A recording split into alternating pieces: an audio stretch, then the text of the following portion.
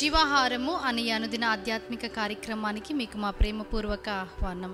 ఈరోజు వాక్యాన్ని బైబిల్ గ్రంథం నుంచి ధ్యానించుకుందాం. ఆమోసు గ్రంథం 7వ అధ్యాయం 15వ వచనం.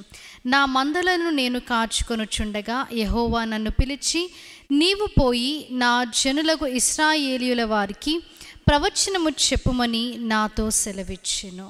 మనం చూచినట్లయితే 14వ వచనంలో ఆయన ఒక పశువుల కాపరిగా, అలాగే మేడి పండ్లు ఏరుకొను వాడుగా ఉన్నాడు. కానీ ఆయనను పిలిచి ఇశ్రాయేలీయులకి, అక్కడున్న ప్రజలకి మరి ప్రవచనము చెప్పమని దేవుడు ఆయనని పిలవడము జరిగింది. ఇశ్రాయేలీయులని పరిపాలిస్తున్న రాజైన యెరోబాము దగ్గరికి యాజకుడైన అమజ్య వచ్చి మరి ఇలాగున ఆమోసు ప్రవచిస్తున్నారు, నీ మీద మరి కుట్ర పన్ని ఉన్నారు, అలాగే ఇశ్రాయేలీయులు అందరూ కూడా చెరలోనికి వెళ్తారని ప్రవచించడము జరిగింది అని అక్కడ ఆయన చెప్పడం మనము చూస్తాం. అదే విధముగా ఆ యాజకుడైన అమజ్య ఆమోసుతో ఎంతో కఠినముగా ప్రవర్తించి మరి ఇక్కడ నుంచి వెళ్ళిపోమని, ఇశ్రాయేలీయులకి ప్రవచించకూడదని, యూదా దేశమునకి వెళ్ళిపోమని చెప్పడం మనము చూస్తాం. ఎప్పుడైతే యాజకుడైన అమజ్య కఠినంగా ప్రవర్తించాడో అప్పుడు ఆమోసు ఈ విధముగా అంటున్నాడు 14వ వచనంలో, అందుకు ఆమోసు అమజ్యతో, ఇట్లా నేను ప్రవక్త అయినను కాను, ప్రవక్త యొక్క శిష్యుడైనను కాను, కానీ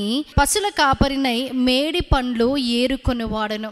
ఒక సామాన్యమైన వ్యక్తిని దేవుడు ఇశ్రాయేలీయుల ప్రజలకి ప్రవచించమని చెప్పడం మనము చూస్తాం.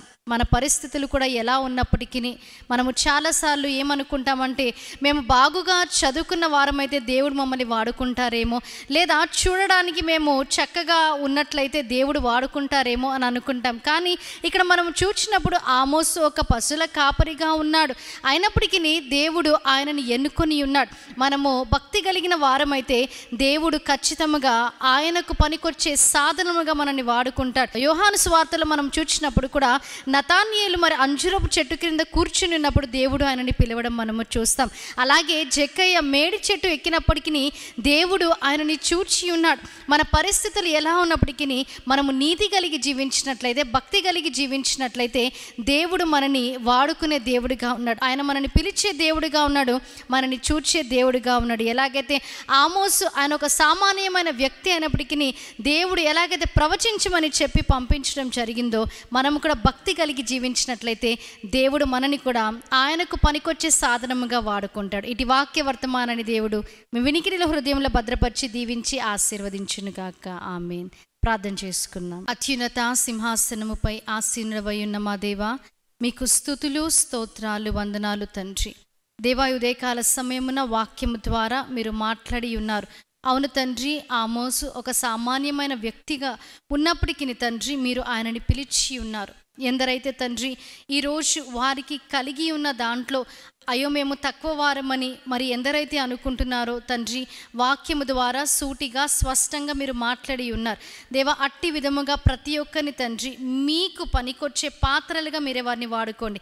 మీరే దీవించి ఆశీర్వదించండి. విన్న వాక్యాన్ని ప్రతి హృదయంలో మీరు భద్రపరిచి నీరు కట్టి ఫలింపులోనికి తీసుకొని రండి. యేసుక్రీస్తు నామములో అడిగి వేడుకుంటున్నాం ప్రియ పరలోకపు తండ్రి. ఆమేన్. మరణాత. దేవుడు మిమ్మల్ని అందరినీ దీవించి ఆశీర్వదించునుగాక. ఆమేన్.